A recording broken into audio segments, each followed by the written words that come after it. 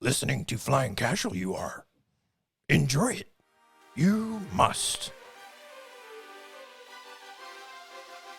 Thank you, Yoda. That was a lovely introduction by the little green man himself. Folks, you are listening to Flying Casual, and I think you'll enjoy it. So thank you for those for that introduction there, Yoda. It's nice to have him in studio. Actually, guys, I can't lie to our listeners, Holly. It was in fact to me. Was it? I know that I probably should be doing voice acting, for Star Wars, and maybe that was a nice, a little tryout. Maybe they'll get a hold of this in this audio, and maybe they'll like it. I don't know, but I think it could have been better, right? So today, tore out, the shower and the bathroom, tore out the tile and the concrete background. A lot of concrete dust in my throat right now. I mean, probably terrible. Probably shouldn't be inhaling that stuff, Luke.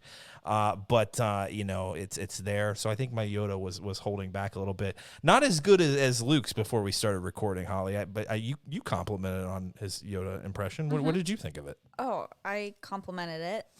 That was it. Luke, can we get a test of that? I mean, it sounded pretty good. No, I got a different one for you. Hello, boyos. That's a pretty damn good Jar Jar. I'll be honest. That is a pretty good. I watched some Phantom Menace this week, and I was planning to use that today. It's when he on the Naboo ship escaping. He walks into the room with all the astromech droids and just calls them all boyos. Just Hello, slamming. boyos. Just like, hey, children. Like he's just coming in hot. I saw somebody on the internet posted a bunch of pictures of Jar Jar Binks, but they captioned it with really emo song lyrics. Perfect. And now I can't unsee that. Well, why didn't you show me that? I don't know. That's It was distressing. Well, I can't wait to see it. Well, guys, before we recorded, Luke did a great Yoda. And, as nice as Holly is, when we're not recording, I mean, boy, she can be harsh. And she's just like, sorry, Luke, sounds like Scooby. I mean, like just stone cold, just called him out, said, sounds like Scooby. I was shocked. Holly, you're usually a nice person, but man, that one hit deep.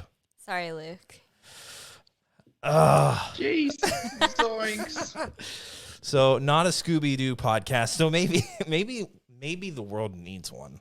I don't know. I mean, that show is still going on. You could talk about that thing weekly, probably. I bet. I mean, there's enough episodes from the 60s through today that I'm sure you could have enough topics to talk about. Well, maybe we can do a Patreon exclusive, do a review or a commentary of the big hit blockbuster movie they made, of Scooby. Oh, I thought. Oh yeah, they have a live action one. Yeah, they do.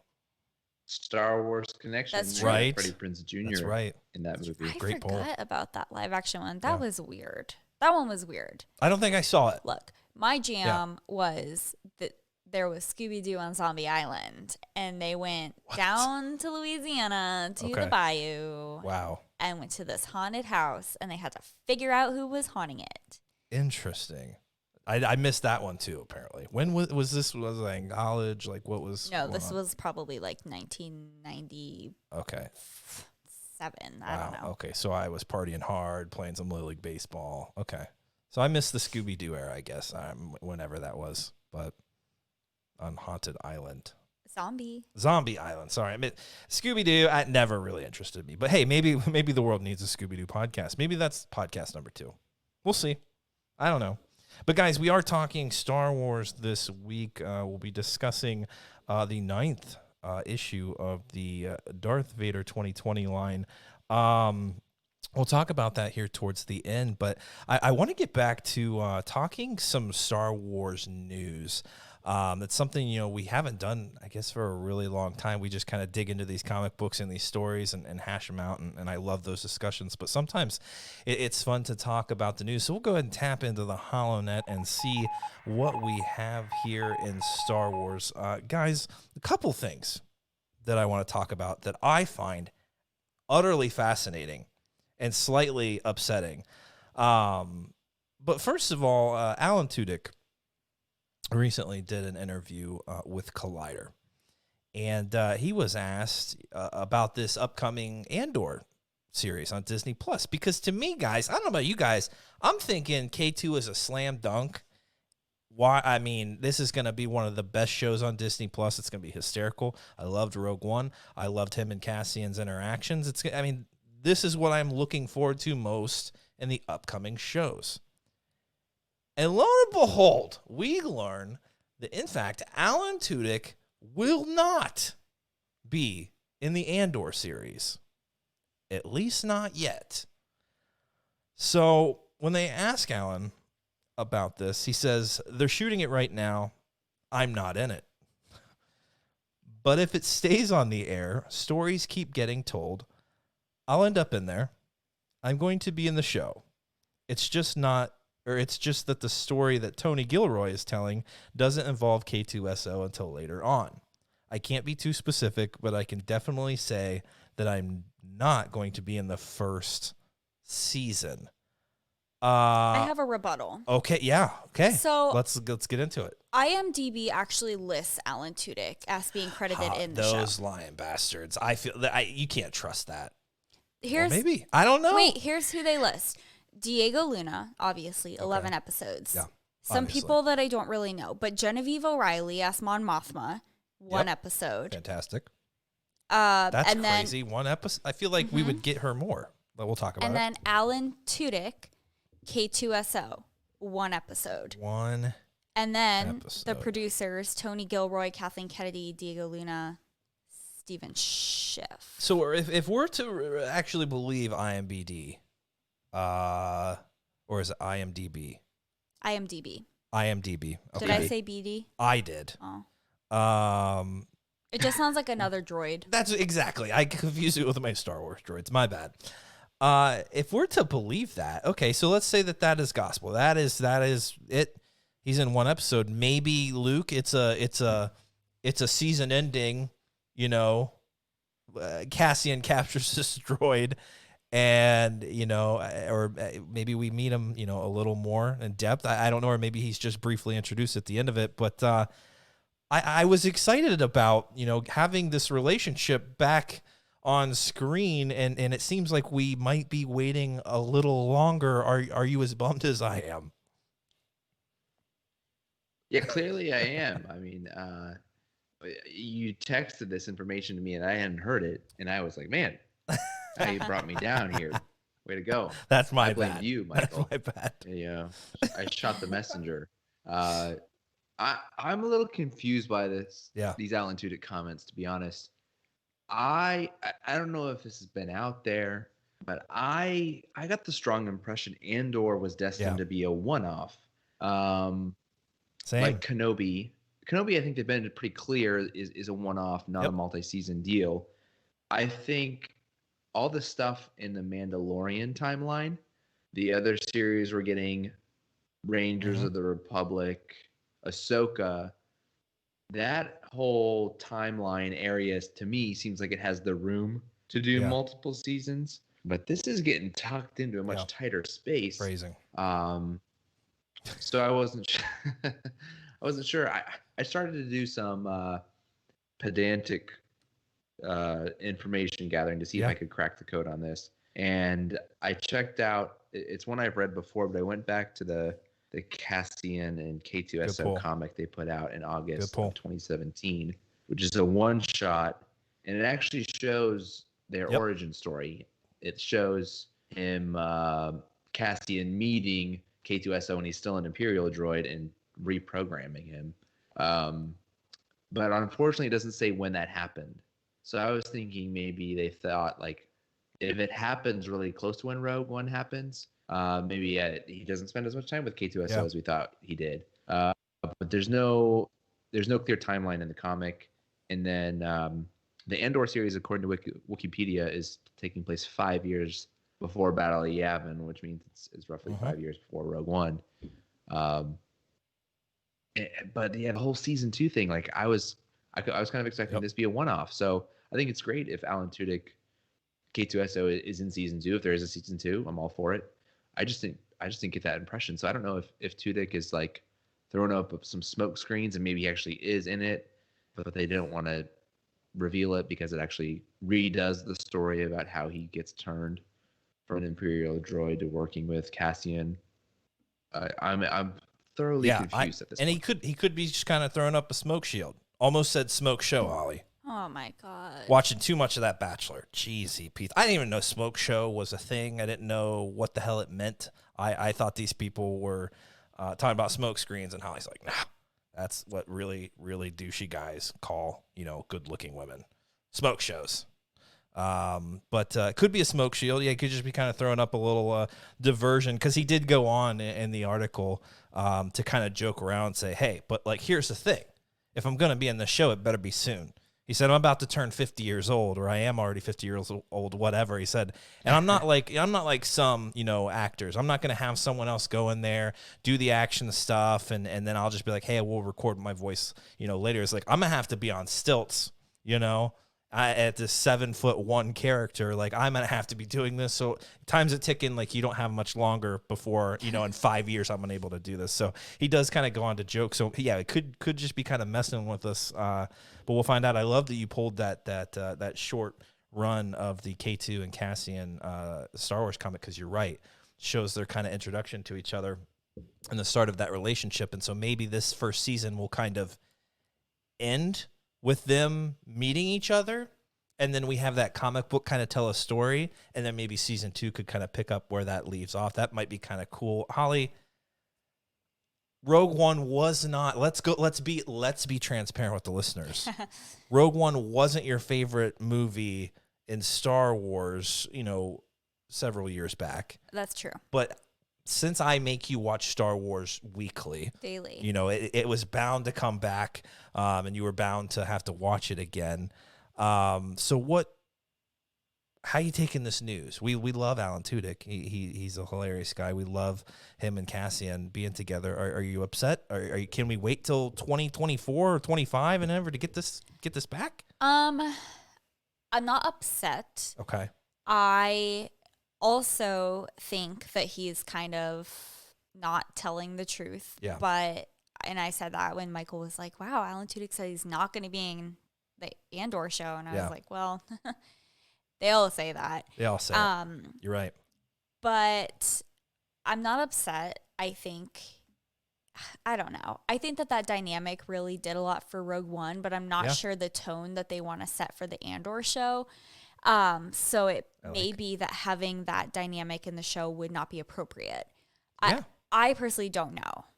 I think that's a fair statement. Luke, maybe that comedic, relationship that they had just isn't going to fit the story, especially if we're going to start seeing like, sorry guys, I'm kind of readjusting Luke's picture here while discussing, but maybe this first season will serve a more darker kind of introduction to Cassian, and like he talks about we see him assassinate, one of his own in Rogue One. So we know he's done some things for the Republic for this rebellion to try to salvage things, and he says he's been in this fight since he was 6 years old. Maybe that humor isn't going to lend itself well to us learning kind of this dark story that is Cassian being the spy that we all have come to love. Yeah, I better look beautiful on this. You look good YouTube now. Video. You look good my now. Contract. So yeah, you take your time. You get those adjustments in. I liked what Holly brought up. I had similar thoughts once you told me the news, and I started to process through it. That maybe it just didn't fit, and you kind of hinted at it. If this is a pretty dark, gritty spy thriller type thing, maybe they don't want the kind of comic levity that K2SO brought. And I also thought, I told you guys before we started recording about reading Black Spire, the Galaxy's Edge novel that came out in 2019, and there's a bit of a sassy droid in that called Pook. And then you start to think like, okay, in Solo you got sassy L3. Oh, what's her name? L3. And K2SO has this snark to him, and he's always, making fun of people. And so I think it lessens each droid the more of those droids that you get that behave in that way. So you don't want to like also just flood every Star Wars show, book, whatever with this droid who acts in that way. So maybe they're like, it's great in the movie and it provided some levity to what ends up being quite a dark movie. But maybe for the tone of this show and just not wanting to have that type of a droid in every Star Wars project, maybe we just say no, we don't need it, or maybe it'll be more of a cameo thing later on. That makes sense. And Holly, I'm glad you brought it up because I love the relationship so much, and I think they struck gold with it in Rogue One, and it works so well. And you're like, obviously these guys got some history. Like, I kind of want to learn more now about it. And we're getting an Andor show. Cool, we're definitely going to get that. So there's going to be some disappointment there. But what I said before, when this was kind of brought up, we're going to get a Rogue One kind of prequel here. I was all about it. I'm like, spy thriller. Let's go. Some serious stuff that they're dealing with. Like, let's see the innards of this beginning of the rebellion. And maybe this, that storytelling isn't going to really, comedy maybe will not play well into that. So I think that's a fantastic point. Still going to watch it, obviously, but maybe that second season will have a lighter tone once we kind of establish Cassian and kind of get through those tough times and the formation of this rebellion that he becomes a part of. And then, maybe we know the comic books are canon. We know they matter. So maybe we can kind of pick up off of that story as well in a second season and kind of see some of that on-screen magic that I think the two of them had. And who knows, maybe Alan Tudyk is it gaslighting, Holly? Is that how you say it properly? I don't know. That's not gaslighting. That's not gaslighting. Okay. Trying to stay current here. But I don't know. What do you guys think? I want to know what you guys, do you want? I mean, are you not interested if Alan Tudyk and K2 aren't going to be in this first season? It's a gamble. I think it could be a gamble. But what we've talked about here, I think that can make a lot of sense to kind of establish it. Holly? I think in terms of like what's going to make someone not watch a show, I don't think that K2 would make somebody not want to watch the Cassian show. I think it's more likely that something like not having Grogu in the next season of The Mandalorian would make people not watch that. But I feel like it's a lower risk for how well the Andor show does to not include K2SO or at least not like consistently include K2. But I think it's also possible that right now Disney is thinking, we'll do this as just like a limited series. We'll do one season, see how it goes. If the demand is there, then I think that they have the room to add on to that story. Yeah. And I think they'll probably roll with it. I think so too. And don't forget other characters that are going to play in this sandbox. Saw Gerrera, I feel like Luke, right? Like could be a big part of the show. We could see kind of the splintering. Obviously the rebellion headquarters there kind of rolling their eyes like, not Saw Gerrera again. Okay, he has his ways. We know he has a more I wouldn't call it violent tendencies, but he's just kind of out doing his own thing and kind of splintered off from the rest of the rebellion. So Luke, maybe we could see Saw Gerrera and that could add to that kind of darker tone that we could be playing with. I don't know if Forrest Whitaker has even been discussing this show with anyone or if anyone's interviewed him, but I mean, maybe we get Saw. Maybe. Luke might not have found Luke. Luke? Do we lose him? He might be muted. He's muted. You guys, no, I'm here, but you guys have been cutting out on my end. So I don't know. Yeah, it must be those 400 freaking megabytes that I pay for that isn't happening right now. Spectrum. Sith plots. Always. I mean, Michael's overloading the frames on the freaking Dell for the YouTube. God, who knows what's happening? Maybe, I'm recording in 3 different places right now. Probably not recording in any of them. But hopefully we are. Will we see Bail or Organa?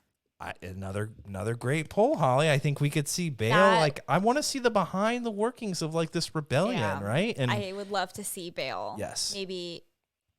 Who else? Definitely some more Mon Mothma. I feel like it's such a great casting of Mon Mothma, and I couldn't. Who you read her name? I can't even remember.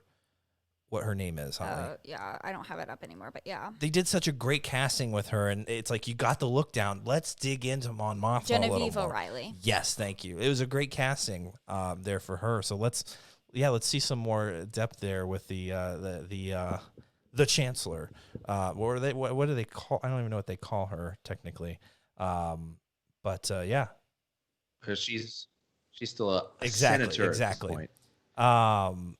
So yeah, I the more we talk about it, how bummed I was feeling, it's just kind of going out the window. Now I'm just pumped. Now I'm excited because I think there's so much potential here. And now, after we've discussed it, it makes sense. I think there's a lot to process that we need to be. The whole point is to introduce us to this new rebellion and kind of see what's going on and how we got to where we are. So it makes sense. Maybe we're not going to flood it with this whole Cassian K2 relationship.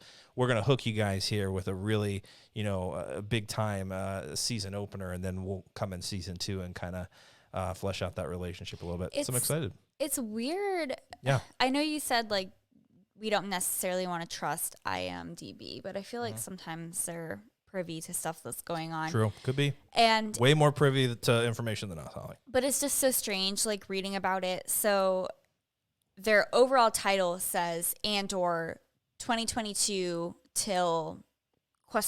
So they were not they're not discounting it as just like limited series done. Yeah.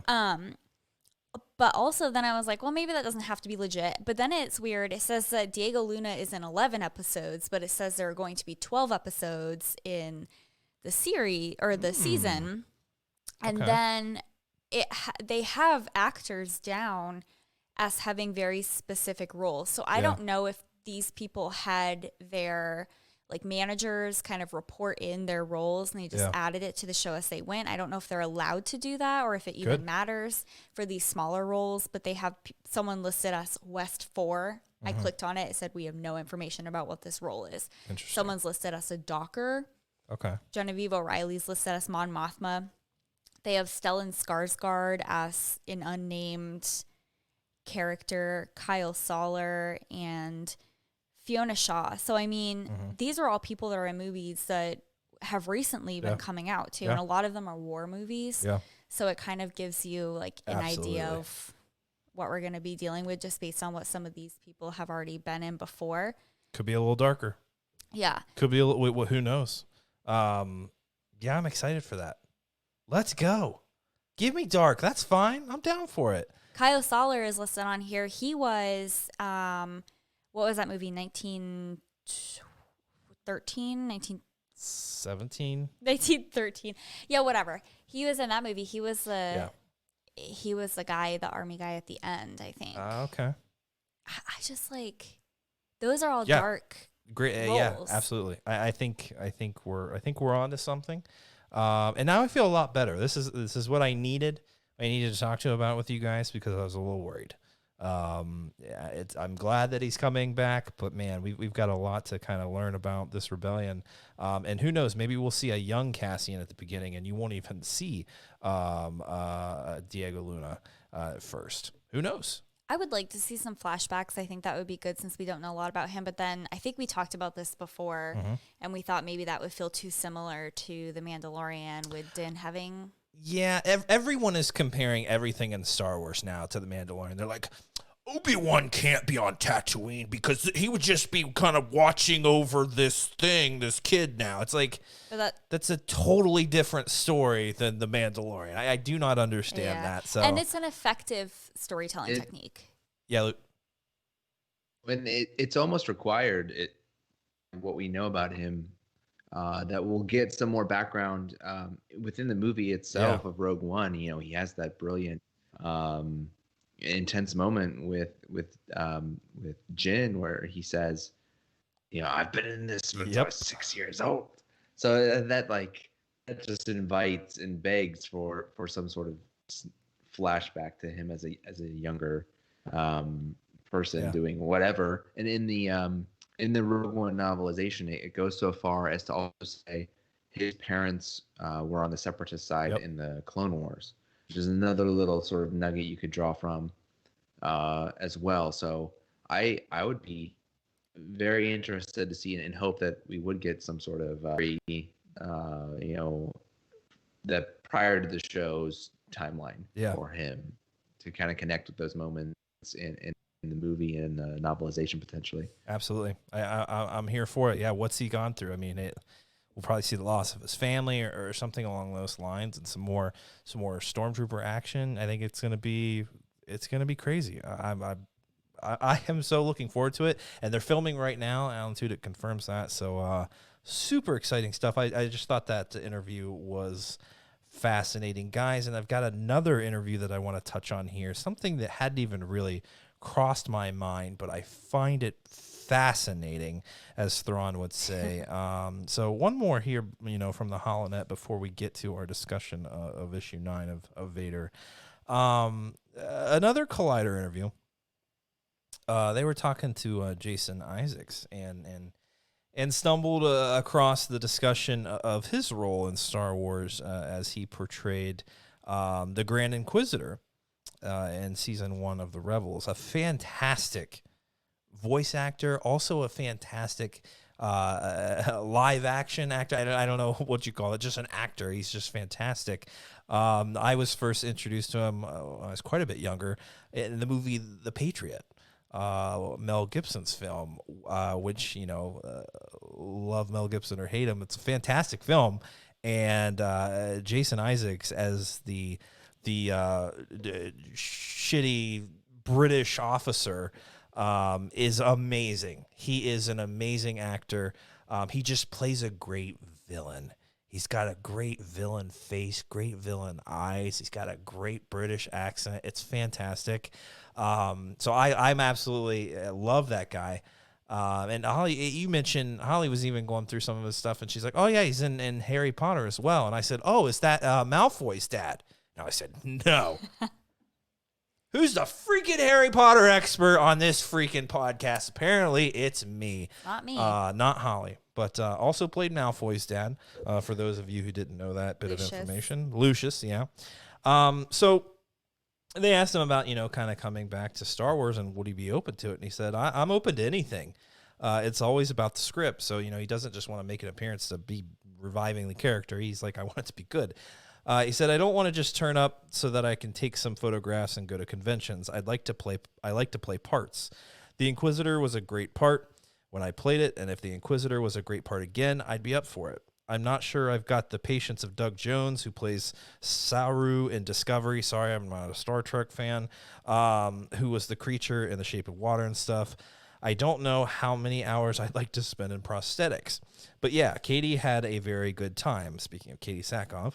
I know Katie, and I'll say I've loved being part of the Star Wars world.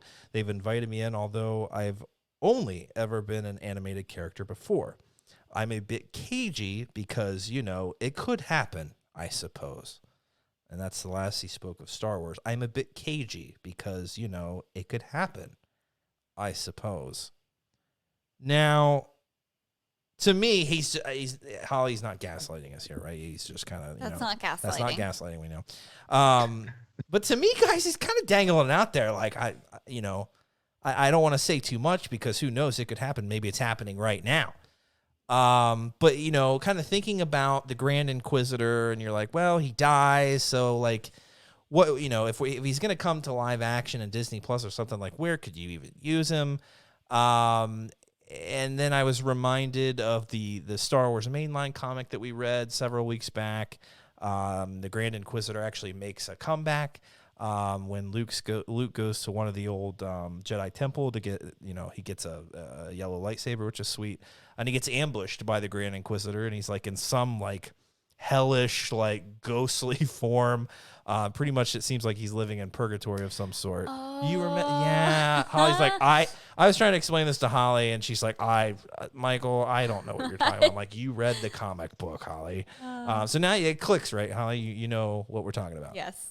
So I'm thinking, I don't know. Would they kind of do something weird like that in live action? Have the Grand Inquisitor like come back? There'd be so many questions. Like, okay, Sith or like dark side users. Like, what is he in purgatory? Like, did Palpatine or Vader send him there? Like, they'd have to explain so much. And I'm like, I don't know if they're going to do something like that on Disney Plus. But then I was reminded that there's an Obi-Wan Kenobi show happening, and that it's taking place after episode 3. So we know there's Inquisitors. I even think that Disney has said that we're going to have, they call them Jedi Hunters or something like that, when they released this information about Obi-Wan Kenobi and Hayden Christensen coming back. I think they said Jedi Hunters were going to be a thing. Did they say that? Which, yeah, you're talking about Inquisitors at that point. So I'm like, holy shnikes. It would be so freaking epic if they brought Jason Isaacson to play the Grand Inquisitor himself, and he's out hunting Obi-Wan Kenobi. Luke, I mean, this makes sense to me. Is it something that is possible? Am I mixing up timelines? I don't think, but it's a possibility, right? Yeah, I mean, season 2 of Mandalorian has shown how well and how successfully you can weave in all these characters into these series, and if you're careful with it and it fits the story that you're telling, then go for it. Like you said, it all lines up with what we know about the Inquisitors.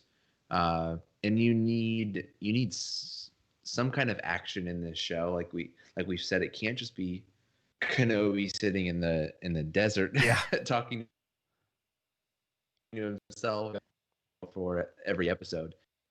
So yeah, there's got to be some adversaries of some sort, and if it's probably not Vader all the time, every time. We know it's going to be Vader some of the time, and it would just all line up to have the Grand Inquisitor. And I love that you brought up that comic, because that was a really cool sort of reintroduction to the Grand Inquisitor. I don't know how many places he's popped up. I don't think very many outside of that first season of Rebels. So it was really cool to see him in the comic line, and you just wonder if they throw him into the comic line to just remind you about him, because he is coming up in another project or something like that. You could sort of see that happening in terms of the way they roll these different stories out in these different media. So I would, I'd say greater than 50% chance at this point. You're right. I need to revisit actually the 2017 Darth Vader comic book line, because he's in there when they're kind of creating the Inquisitor program. That's right. Yeah, so we need to look back and see, like, okay, what's going on there? He's in 6 different comics. Exactly. Yeah. So and it has to be a lot of that time period.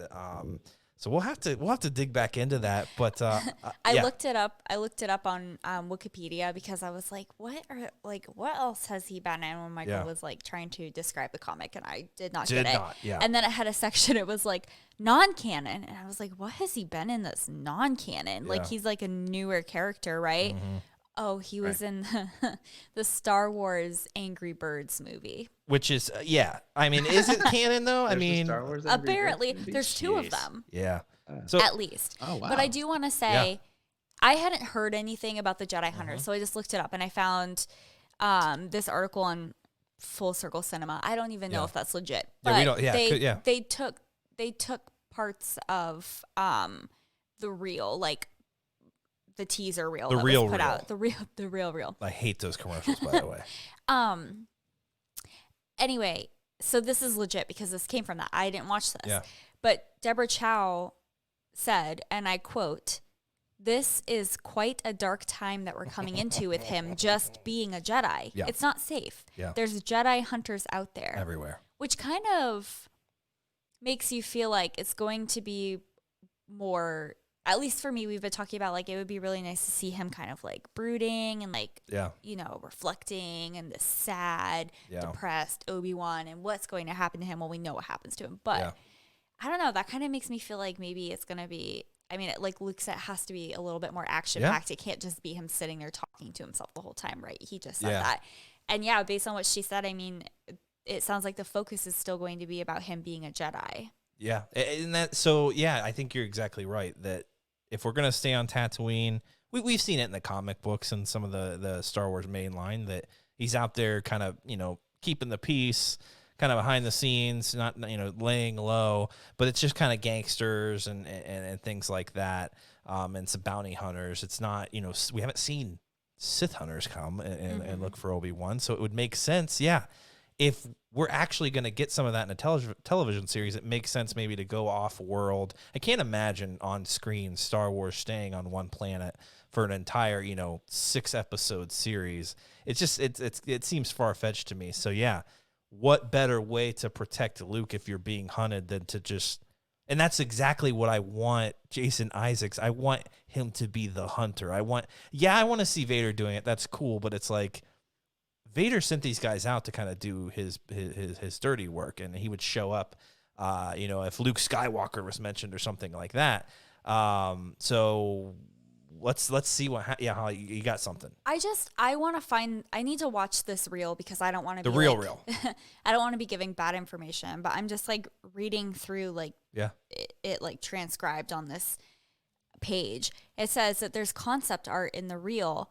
It says further concept art features a stingray-like creature floating above slave workers toiling away in Tatooine's barren, sandy landscape. Ewan McGregor says, we start on Tatooine and we go on a rollicking adventure. Hello. And then when he said that, they teased images, concept art from a watery planet where armed soldiers fire upon a many-armed sea creature. Okay. Does that sound legit? Like, I don't know. I don't know. Who knows? Can't trust the internet. This all sounds a little dubious to me. I didn't think any footage of Kenobi had been released in any kind. I want to find this reel. I haven't. I know there's been some set photos that people have been kind of putting out, but nothing too concrete yet. But I mean, who knows though? It makes sense if we're gonna have a dedicated. God, I mean, you would think it would be almost a 6-hour series. There's got to be something going on. We're probably not just going to stay on Tatooine. And if there are in fact Jedi hunters, these Inquisitors out there, we have to see them. This is the perfect time to show them. And Anakin, Vader knows that Obi-Wan survived. So, I mean, I feel like that would be priority number one. Let's go find Obi-Wan. And what better way to keep everyone away from Luke Skywalker than to leave and to take the trail elsewhere. So I feel like that's a total possibility. And we'll have to go back and look at Rebels probably won't tell us much about this time period, but we'll go back and watch season 1 and see what we can glean from it. But I don't know. Well, Michael, I like too that you brought up the other comic line, the other Vader line that has him basically meeting all the Inquisitors and meeting the Grand Inquisitor. Yes. He actually starts out fighting him. Yeah. In his introduction to him, and it provides great tension for Vader. For like he looks down on the Inquisitors and it doesn't really want them around. Yeah. And makes fun of the Grand Inquisitor, and because I think he wants to be sort of all the Emperor needs. Yep. And he doesn't really like these other lesser Force users around. So it could provide, more for Vader to do than just have a confrontation with Kenobi. We could see some of that in the series as well. The Vader, struggling to deal with the Inquisitors on his side of things as well. Yeah. That would be perfect television. Yeah, we talked about letting Hayden Christensen kind of tap into his version of Vader and let's see some depth from him. And dealing with this. So I'm not the only one here that the Emperor's. Maybe I'm not a pawn, but Palpatine. Yeah, when he's dealing with that, Palpatine's. Oh no, these are this is for you. You're their leader. Like kind of trying to build him up a little bit. He's like, I don't know about this.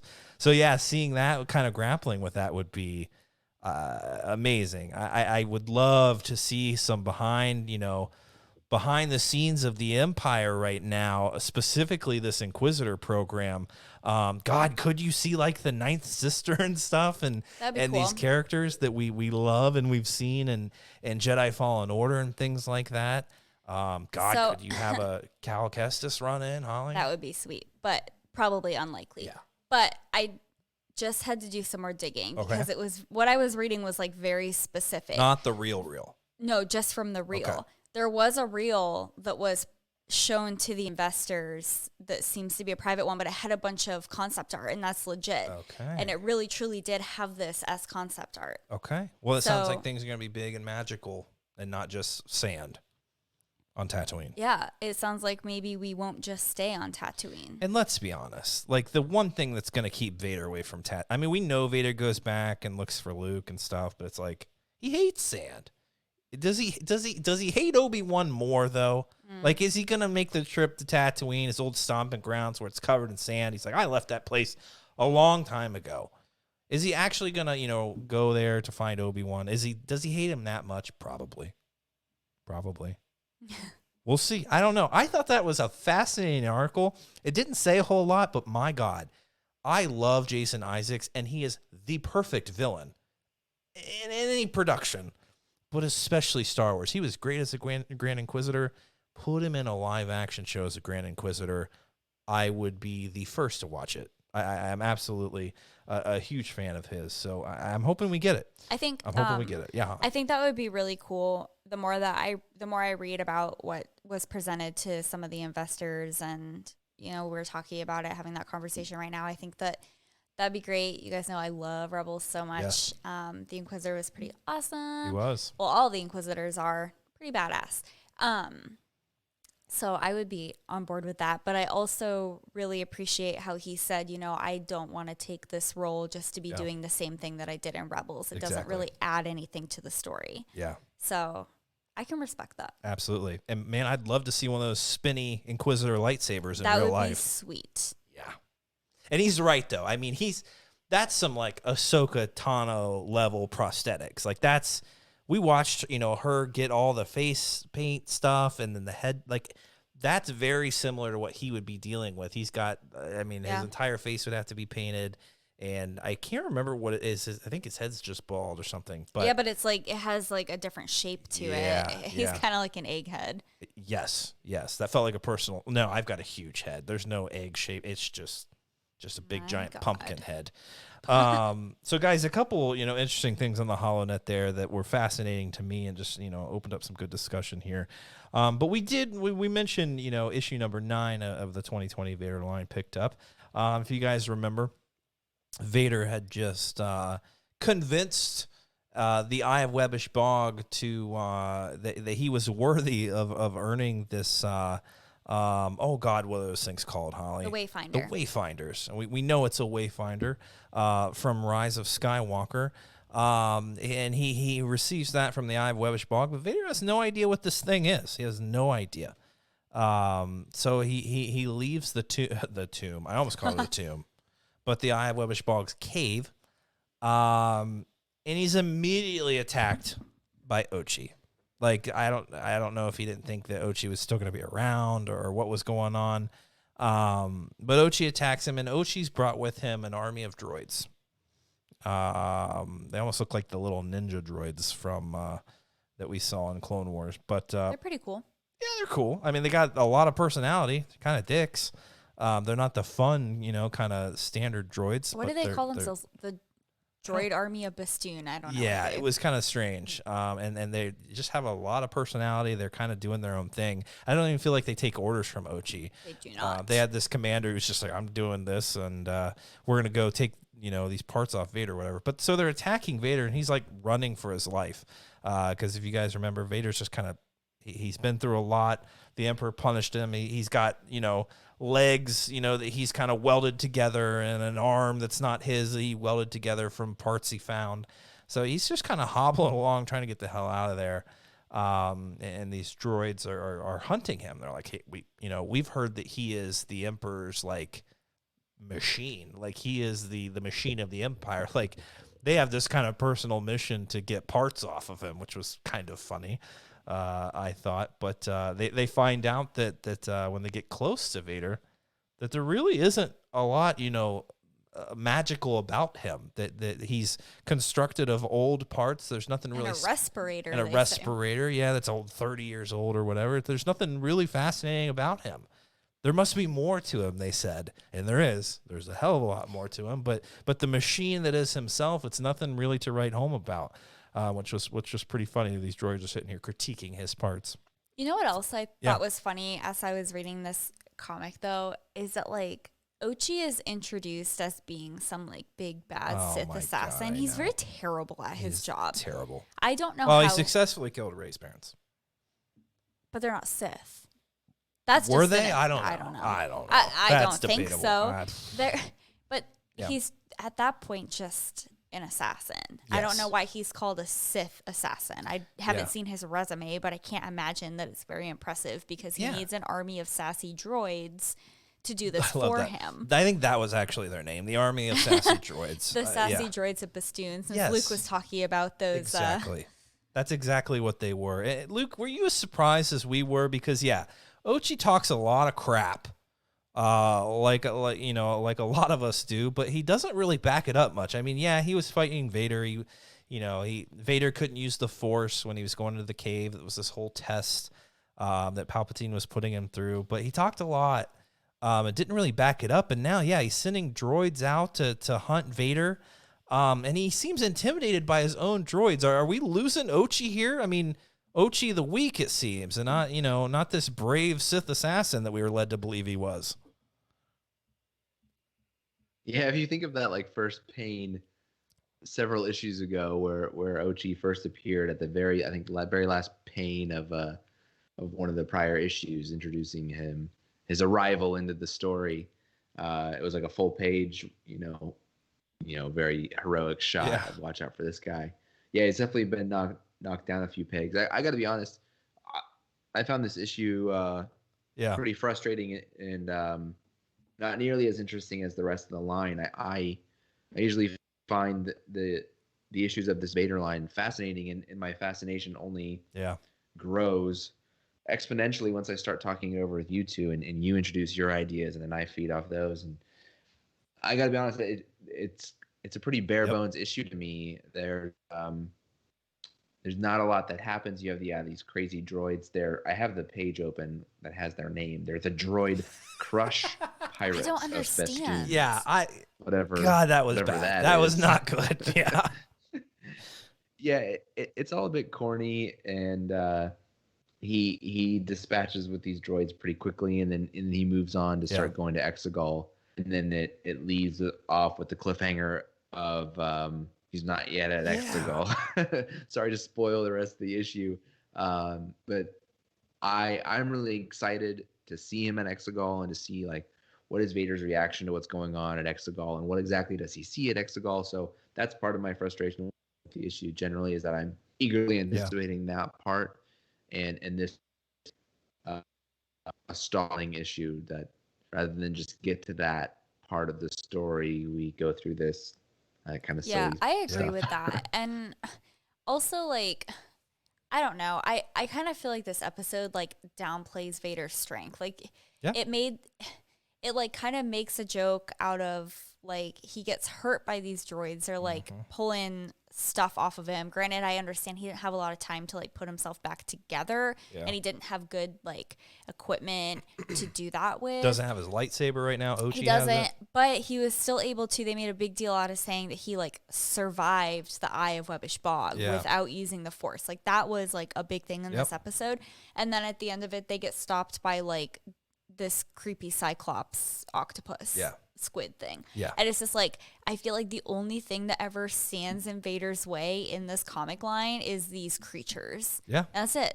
No, I agree. It totally, I don't know if it humanizes him at all. It's just, it's frustrating that you would think he would just be able to handle these droids and Ochi, and even Ochi here, like, is terrified of his own droids. Like, I was so taken aback by that. That commander droid comes up to him and, like, raises his fist. He's like, "Oh my God, please don't hurt me." It's like, you're supposed to be the Sith assassin. They're like, what the hell's going on? He's like the Wizard of Oz. He, like, hides behind this, like, big persona, but, like, he can't back it up. You're right. Yeah, it was just, I agree with you both. It was kind of frustrating, and we saw in the prior issue that Vader had this Wayfinder, and we're like, obviously Vader knows what the hell this is, and, like, we're going to be on Exegol in the next issue, and we're going to be like, okay, cool, what's going on at Exegol this time?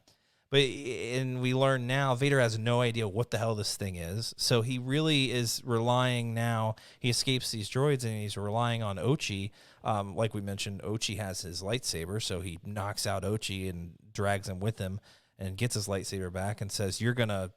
After he crushes the droids, somehow he miraculously then crushes them all easily. Well, he gets a saber, I guess that helps him. But but then he's like, Ochi, you're gonna tell me what this is, and you're gonna, what I know this is the secrets. This holds the secrets that the Emperor is keeping from me. I just don't know what it is. And so Darth Vader walks over to this speeder or this starship. Starfighter, and it looks like, correct me if I'm wrong, Luke, it looks like, is that Anakin's old starfighter sitting there apparently in flying shape?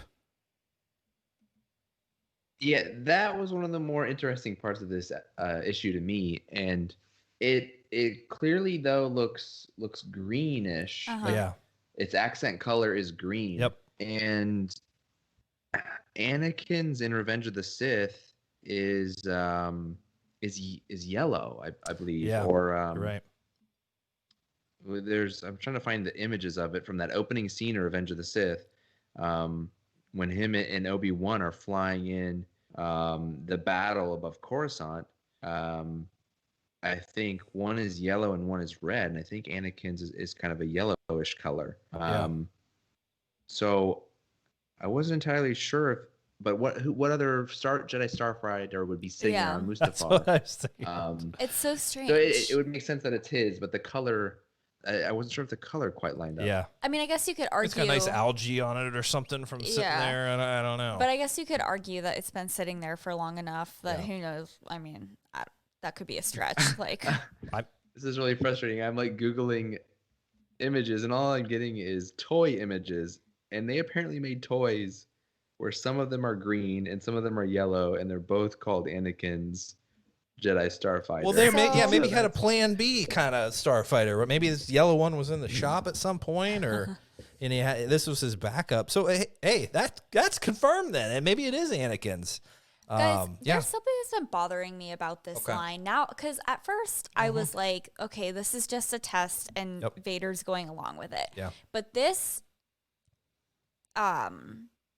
comic book kind of made me think maybe that wasn't the case. He's not going along with it. Like, he actually is like, Palpatine's keeping me out of things, and that's not okay. And now I'm hell-bent on figuring out what it was. Yeah. So why couldn't he use the Force? If he wasn't not using the Force just to kind of like appease Palpatine, then I just don't understand why he would like not be using it then. Yeah, he's still kind of sticking to what Palpatine initially told him, why? To really earn my trust again. Like, this is the test, and so if you are going off script here, Vader, why not use the Force? And I mean, he used his lightsaber, I guess. Didn't he say no lightsaber initially? when he got it back from Ochi. Yeah. But I feel like he could have gotten it back from Ochi sooner if he had just used the Force. Yeah, maybe. But I think that might have been something that Palpatine had told him as well in this test. No saber, no Force. So he is kind of breaking it. But yeah, you're right. Why not just...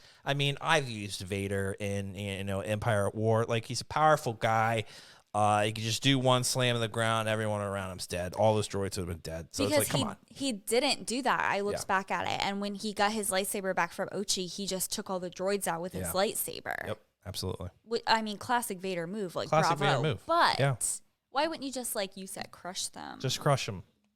So, guys, Vader finds what we think is his old starfighter sitting there, apparently from the Clone Wars, still full of gas, still ready to go, still flyable, and there's also this other ship there, some vessel of some sort, and Ochi, I think, thinks he's just gonna leave him there on Mustafar or whatever. Vader's like, no, you're coming with me. Like, I'm not gonna let you set up some trap here.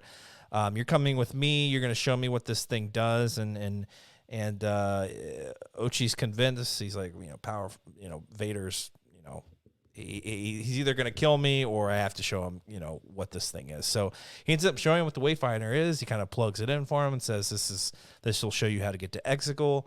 And so he loads him up in this vessel along with his starfighter. They attach to each other.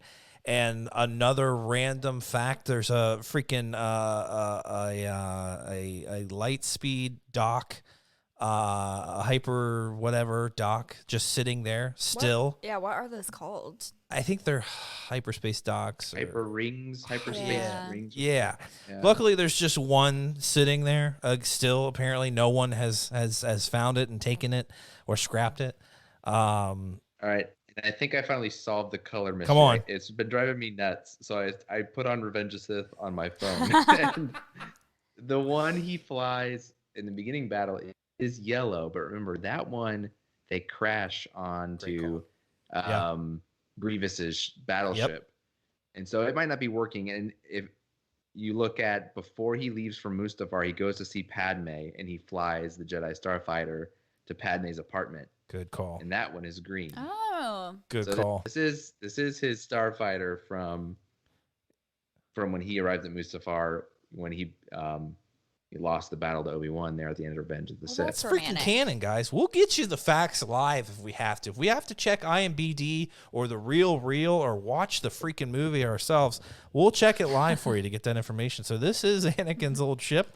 And luckily there's this hyperspace dock there, and then he jumps in it, and we're off to Exegol. I do want to say there's like one part in this comic when they're like flying away. I don't know if you remember when he gets to Mustafar and he goes in, all those little mouse droids are still like working around, and they're like leaving, and this little mouse droid is just like watching them go, and it feels very sad to me. Like it's being left there. It kind of reminded me of that scene in Jurassic World where the volcano is exploding and that dinosaur's on the dock and they just have to leave it there. You have to bring us down with that sad moment. Are you going to cry? I was going to sneeze. Well, it's all that concrete backer dust that's in my... Oh, bless you. Guys, I just had to point out. I said bless you to myself. Mouse droid, God bless. No, and its emotions really come out. They're coming out. They're coming out right now. It's a bunch of concrete dust in my face. But you're right, and there was also some comedic moments from Ochi. Like he said some funny things too. I'm just like, yo, bro, you were talking such a mad game one issue ago, and now you're like cracking jokes and getting your butt whooped. Like it felt like a completely different person to me. It was almost as if different writers came in here and wrote Ochi. It was weird. So Vader and Ochi are off to Exegol together. Went into, shot into hyperspace. And Holly mentioned we find out at the end of this issue that they run into, I think we even saw Kylo kind of fly through it in the beginning of The Rise of Skywalker. There's this red cloud that appears to surround Exegol. And so Vader jumps out of hyperspace and sees this thing. And among this red cloud is this, Holly alluded to, this giant space squid. What is this? So you've got space whales, you've got purgles, now you have space squid. This thing is giant. It is about probably 100 times larger than his starfighter. This is huge. The only thing that I think is going to save Vader is probably some purgles just jumping out of hyperspace and eating this thing. I mean, they would, I mean, realistically, whales do eat, sperm whales eat squid and vice versa. But see, guys, like I said, we're giving you the facts live. Sperm whales eat squid. Giant squid, though? Yes. I'm talking like that bring down like pirate ship size? That's the Kraken. Ooh, boy. I will Are we going to start a Kraken podcast? I looked it up. I just typed in Exegol space squid. Okay, I can't find the name because it first popped up with a purgle. And I don't think we know what it is yet. Yeah. But then I did find a headline that says Darth Vader is about to face Star Wars' deadliest predator. I don't know that is it, true. Though? It kind of looks like the thing from Solo. There's the one in Solo, and that one is called a Summa Verminal. Okay. So it's not like, this seems to be heavily inspired by the monster in Solo, I would say. Yeah, it does look like it. So we've kind of experienced him before. This article is calling the creature the Red Horror, and at first I thought that was just like... Whoa, phrasing. Yeah. I'm just like, this is live, guys. You're hearing it here. Yeah, hey, 5 minutes of us just typing, researching. Is it? Should we start now? Yes. I'm just kidding. So we'll see. We'll see where this goes. I feel like it's gonna be 2 more issues of Vader flying through hyperspace looking for Exegol, running all these freaking creatures. They're gonna drag this out a couple issues. We'll see. I hope we get there because, like Luke said, I think we're really looking forward to seeing like what the hell is going on in Exegol right now. Like how established is this kind of this new Sith order that Palpatine has out there, and all these followers? Like, how many people have they recruited at this point? Like, are there gonna be, are we gonna actually see any other like Sith followers, like maybe Sith lords of some sort, Sith acolytes? Like, what are we gonna see out there? That's what I want to see. Ew, are we gonna see the beginning? Ew. I love you. Ew. Can we see? Ew. Sorry, I'll tell you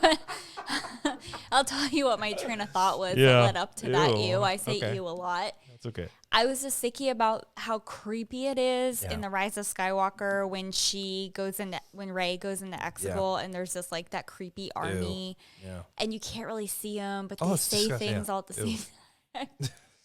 I mean, they're just piles of sand. It seems like they all just kind of dissipate, But they all like cheer and chant in unison. Something about that is just really gross to me. Yeah. So anyway, hence the ew. It'll be interesting to see kind of where Exegol stands right now. Is this just the infancy? Like, I'm assuming there's not going to be all these Star Destroyers out there. Maybe we'll see kind of factory lines of Star Destroyers being built, or these kind of Sith acolytes out there building this empire for Palpatine, or will we see some of the cloning going on? How is Vader going to respond to that? Like, is he like, I'm out? Is he going to walk up and say, ew, I'm out? Not cloning, out. I don't know. All these out. Somebody released the publisher summary. Are you back on IMBD? No, I'm not. Or DB, sorry.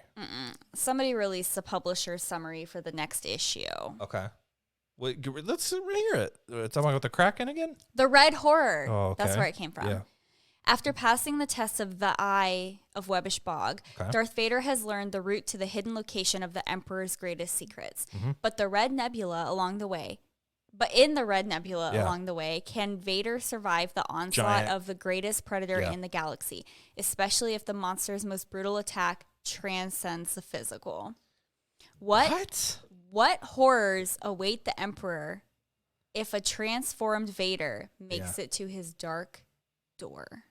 Okay. The cover actually looks... Transformed Vader. The cover of this issue, if this is the art for it for real, looks pretty sweet. Okay. Well, a transformed Vader, we're going to see how he reacts to all this. Could this squid... the Red Horror, could he be Sith? Could he be? There it is. Luke's got him. He's got his hard copy there. So we got a nice, it's kind of blurring out there, but ooh, I like that. Wait, Luke has it. He could have read that. You probably have it too, because you have the same, or did he? Yeah, it's probably in there somewhere, Guys, Holly. You're not actually looking at the comic on the iPad. It says Darth Vader issue 10 comes out on February 10th, 2021. Holly, they show you the covers in there though. Oh.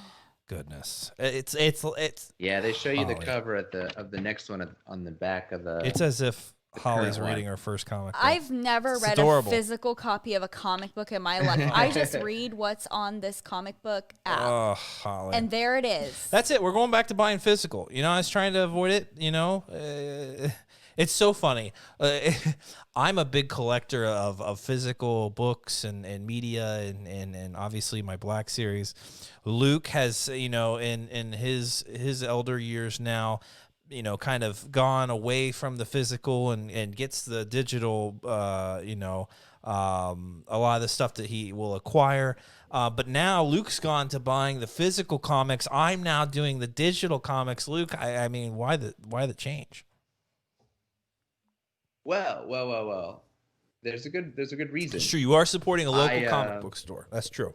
Yeah, I found a local comic book shop a couple minutes down the road.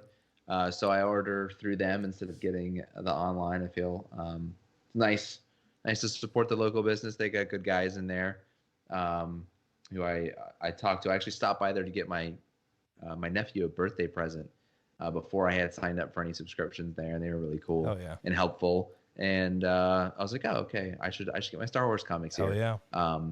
And everything else I'm willing to wait for. So like I get all my books at the library, all my Star Wars books, and if I have to wait a few weeks or a month or a couple months after a book comes out to be the one next in line to get the copy from the library, I'm cool with that.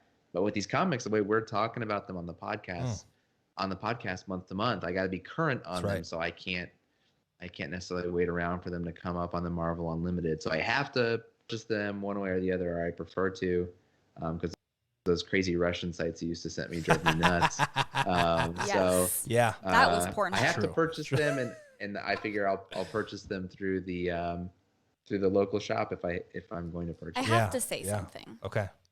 I just have to say this. Oh, you're gonna bring up Pornhub again? No. Oh, jeez. I had a really funny Pornhub joke earlier, though. You did. That was good. Pretty good. Too bad it wasn't recorded. I know. Anyway, I want to go back in time for a second because you made a really great joke, but I don't think you meant to, and I could not let it go unnoticed. Well, what was it? Bring it up. You said Luke in his elder years. Yeah. Now, I would like a sitcom of Luke's family called The Elder Years. That would be awesome. Thank you. That'd be awesome. We'll film it, Luke. The Elder Years. I think it'd be fascinating. I think so. Behind the scenes. It might be frustratingly boring. Everyone always says that. That's okay. But I actually think people's lives are a lot more fascinating than they think they are. I'd watch it. That's for sure. I would.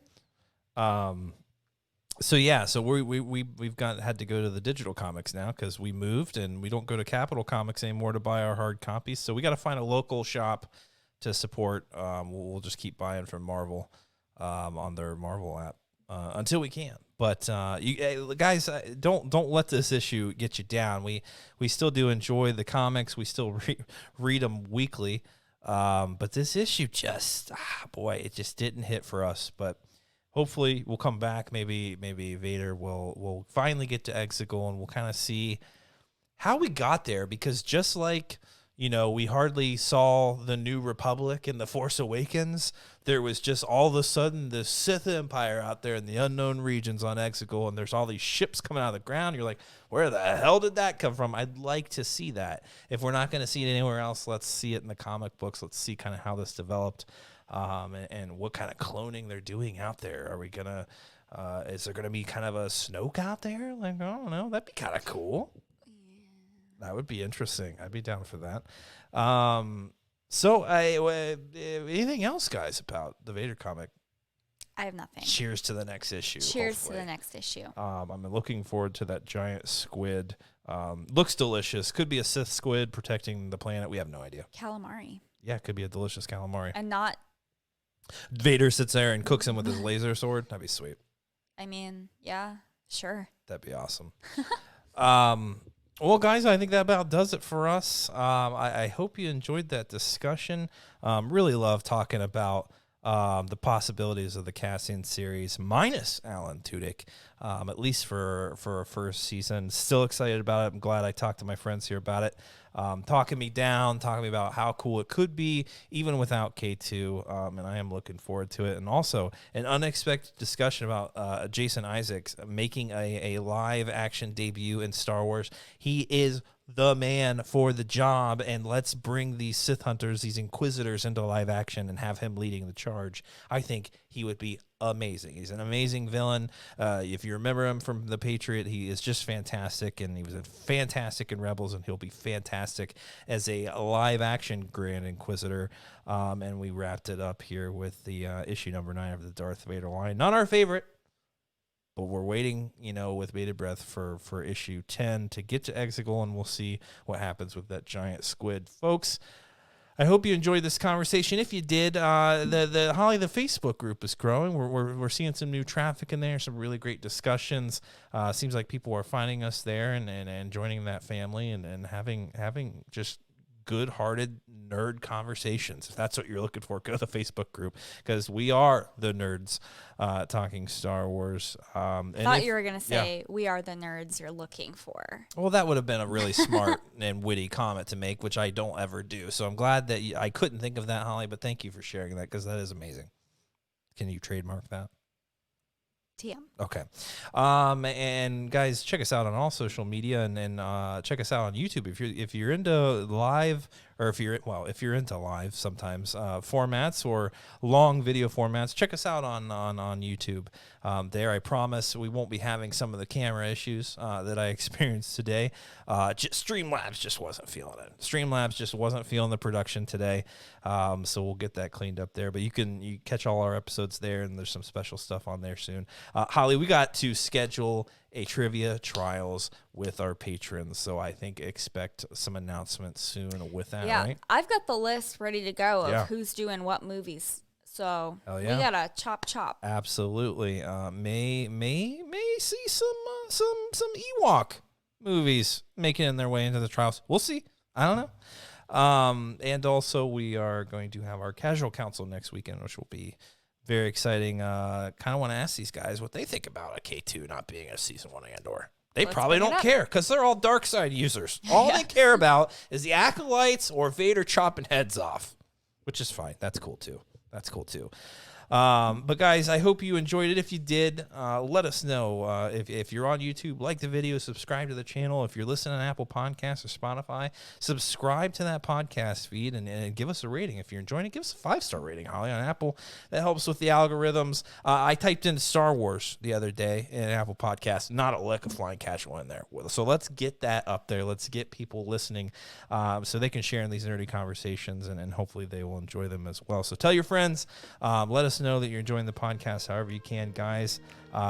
Take care of each other out there.